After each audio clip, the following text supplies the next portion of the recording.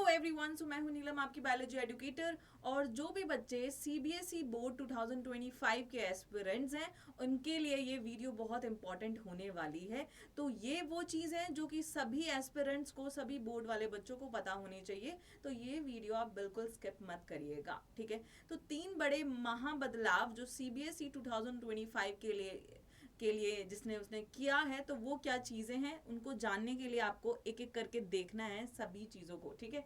तो सबसे पहले अगर मैं आपको बताऊंगी तो यहाँ पे सीबीएसई ने रिफ्यूज कर दिया है कन्वेंशनल आंसर्स जो कि आप पहले दिया करते थे, हम दिया करते थे बहुत पुराने टाइम में। जो बच्चे वैसे ही रट रट के पैराग्राफ की फॉर्म में लिख करके आ जाते थे, वो सीबीएसई बिल्कुल नहीं करेगा, क्योंकि टीचर्स के ऊपर स्ट्रिक्ट बोला गया, उनको गाइडलाइंस दी गई है कि आपको वो आंसर्स को एक्सेप्ट नहीं करना है। आपको रीजनिंग बेस्ड जो आंसर है उसमें एग्जैक्ट रीजन दिया होना चाहिए, पॉइंट्स में दिया होना चाहिए, इतने मार्क का ये है तो उतने मार्क के उतने पॉइंट्स होने चाहिए। तो वो आपके पैराग्राफ वाले आंसर्स अब नहीं चलेंगे। अगर आप दे करके आते हैं तो ध्यान रखिएगा, क्योंकि क्वेश्चन अब आ रहा है जनरली ए पार्ट बी पार्ट, कोई स्टेटमेंट दी गई है उसके लिए एक पार्ट बी पार्ट। तो आपको ऐसा बिल्कुल नहीं करना है। मैं आपको एक एग्जांपल दिखा देती हूँ यहाँ पे कि आपको कैसे अपने क्वेश्चन को आंसर करना है। फॉर एग्जांपल ये एक 3 नंबर का क्वेश्चन है, ठीक है, जिसमें पूछा गया है state whether each of the statement given below is are true और फॉल्स। तो आपको जस्टिफाई करना है अपने आंसर को। तो ए और बी स्टेटमेंट है, तो ए को बताया है कि चलो गलत है, तो क्यों है, उसने क्या पूछा है, उसका रीजन, 1 मार्क आपको मिल गया, ठीक है। देन इसने पूछा है कि फॉल्स, फॉल्स का आपको 0.5 मार्क मिला है। अब आपको बताना है कि माइक्रोराइजर क्या है एग्जैक्टली, देन उसको आपको 1 मार्क। अगर आपने लिख दिया ऐसे ही करके, बस एक्सप्लेनेशन दे दिया और आपने ये नहीं स्टेटमेंट्स लिखे, या आपने फॉल्स फॉल्स लिख दिया, आपने एक्सप्लेन नहीं किया, तो आपको नंबर नहीं मिलेगा। पैराग्राफ में नहीं लिखना है, ठीक है। तो कन्वेंशनल आंसर, ट्रेडिशनल आंसर्स बिल्कुल भी एक्सेप्टेड यहाँ पर नहीं है। चलते हैं आगे। अब बात है कि 50% जो कॉम्पिटेंसी बेस्ड आपके क्वेश्चंस हो चुके हैं, इसका मतलब क्या है कि आपको अब क्या करना है। ये नहीं है कि आपको क्या पूछ लिया गया। मैं एक एग्जांपल बायोलॉजी का लेकर के बता रही हूँ कि डिफाइन व्हाट, डिफाइन पॉलिनेशन, आपको पॉलिनेशन डिफाइन करना है, ठीक है। तो ऐसे नहीं आएगा अब, ठीक है। आपके क्वेश्चन जो है 50% कॉम्पिटेंसी बेस्ड, आपका 80 मार्क का पेपर होता है। तो 80 मार्क में से 40 मार्क आपके एमसीक्यू वाले क्वेश्चंस में चले गए, एमसीक्यू वाले में, ठीक है।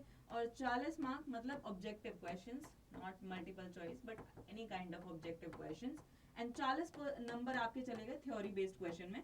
और आप भी जान रहे हैं थ्योरी बेस्ड क्वेश्चन में कैसे क्वेश्चंस आ रहे हैं, ज्यादातर रीजनिंग एंड कॉन्सेप्ट बेस्ड, ठीक है, रीजनिंग एंड कॉन्सेप्ट बेस्ड। तो बेटा, अगर आप सोच रहे हैं कि आप लास्ट टाइम पे, ज्यादातर सिर्फ लास्ट टाइम पे पढ़ने के बाद सारी चीजें कर लेंगे, और अगर आपके बेसिक्स क्लियर नहीं है और आप सोच रहे हैं कि लास्ट में ही मैं बेसिक्स सारी चीजें उठाऊंगा, तो वो नहीं होने वाला है। बिलीव मी, आप अच्छा स्कोर नहीं कर पाएंगे, ठीक है। तो 50% कॉम्पिटेंसी बेस्ड है, इसमें आप कहीं से भी कोई तुक्का नहीं लगा सकते, इसमें आप कहीं से भी कोई पैराग्राफ कुछ भी नहीं लिख सकते हैं। इसमें तो आपको एग्जैक्ट आंसर फिल करना पड़ेगा। तो आप ये सोच लो कि आपके हाथ में, चलो आप पढ़ लेते हो थ्योरी, आप किसी तरह मैनेज कर लेते हो, तब भी आपके पास सिर्फ 40% नंबर है। आपको इसको पढ़ने के लिए थोड़ी सी तैयारी अपने उस हिसाब से कर दीजिए। या आपको लग रहा है इजी हो जाएगा, मे बी आप चीटिंग कर लेंगे फर्स्ट का सेकंड ऑप्शंस, बट ऐसा नहीं होगा, ठीक है। तो बहुत लोगों को भी नहीं आते होंगे ना, ठीक है। और सारा इंटेलिजेंट बच्चा आपको चीटिंग कराने के लिए तो टाइम वेस्ट नहीं करेगा। थर्ड बड़ा महा बदलाव क्या है, ये है कि 50% of the question paper is skill based, क्योंकि उसने कहा है 40% कॉम्पिटेंसी बेस्ड है।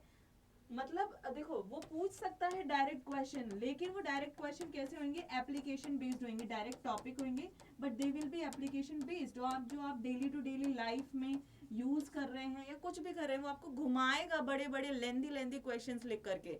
आप कंफ्यूज होंगे, आप कॉन्सेप्ट भूल ही जाएंगे। तो अपने आप को प्रिपेयर करिए ऐसे क्वेश्चंस के साथ। ऐसे क्वेश्चंस आपको प्रैक्टिस करने हैं। मैं आपके लिए डेली 2 मार्क 3 मार्क जो भी सीरीज हमारी चलती रहती है साइंस अड्डा 24/7 पर, तो आप उन सेशन को ज्वाइन करिए। आपको उसी टाइप के क्वेश्चंस मैं वहां पे करा रही हूँ, आपकी आदत भी बन जाएगी, ठीक है। तो concept and application based question है, तो यही मेरा सजेशन है, यही मेरी गाइडेंस है कि आप समझ लो पेपर कैसे आने वाला है। तैयारी में भी आपकी हो गई है, बट आप एक बार अपने आप को रिफाइन कर लो, ठीक है। आप एक बार देख लो कि आप कैसा कर पा रहे हैं, नहीं कर पा रहे हैं, ठीक है। एंड प्लस, अगर आप चाहते हैं कि आपको बहुत सारे क्वेश्चंस की प्रैक्टिस करनी है फॉर डिफरेंट कॉम्पिटेटिव एग्जाम, तो अड्डा एक इतनी प्यारा, इतना अच्छा प्रोडक्ट लेकर के आया है आप सभी के लिए।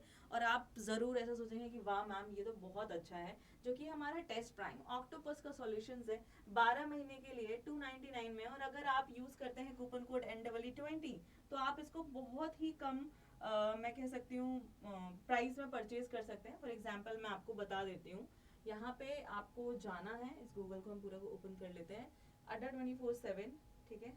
कैसे आप जा करके परचेज करेंगे। एक चीज़ और, अगर आप ऐप डाउनलोड करते हैं नीचे दिए गए लिंक से, तो वो आपके लिए और भी बेटर होने वाला है। आपको यहाँ जाना है, ठीक है, और आप ऊपर जाएंगे तो इधर ही आपको मिलेगा टेस्ट प्राइम का, एक सेकेंड,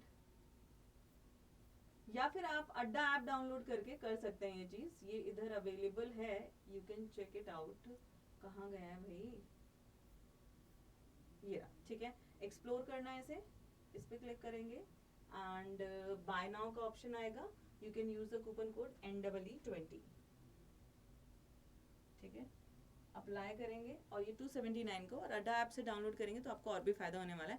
अगर आप चाहते हैं कोई और चीज़ के बारे में जानना, कोई डिफिकल्टी है, कोई डाउट है, you can always contact me, you can mail me here. और आप मेरी अड्डा कम्युनिटी को भी ज्वाइन कर सकते हैं, जो कि आपके लिए अगेन बहुत हेल्पफुल है। वो भी अड्डा ऐप पे, बायोलॉजी बाय नीलम मैम।